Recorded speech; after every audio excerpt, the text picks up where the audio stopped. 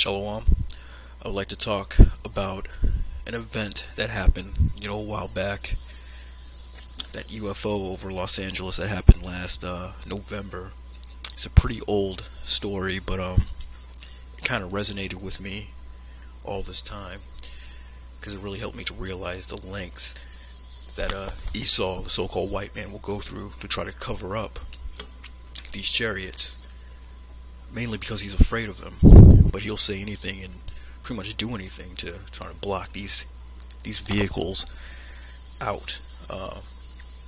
Here's an example, an article from earthsky.org, dated November 8th, the very next day. People in Los Angeles and various states in the U.S. West saw a mysterious light. It was confirmed as a naval missile test off the California coast. Now, I'm not a missile expert or nothing, but I'm pretty sure missiles don't just stay still in the sky like that. Yeah, look at that. There's no way that that's a missile.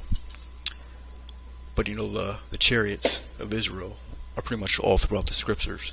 They're talked about as clouds, or described as clouds, as a flying roll, which is the scripture I'm going to bring out right now.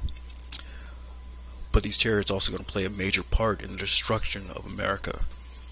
There are many scriptures that talk about, the flames of fire that came out the mouth, which represents those laser beams.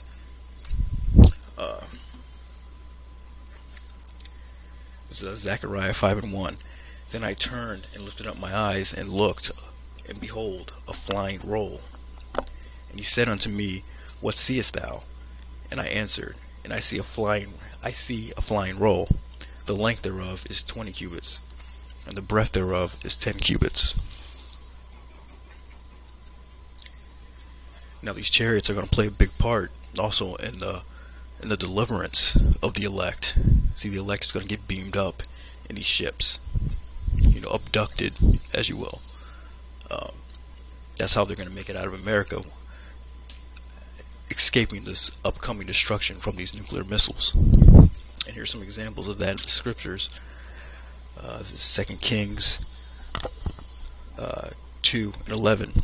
And it came to pass as they went on, in that way that it's talking about Elisha and Elijah, the two prophets, as they still went on and talked, that behold, there appeared a chariot of fire and horses of fire, and parted them both asunder. And Elijah went up by a whirlwind into heaven.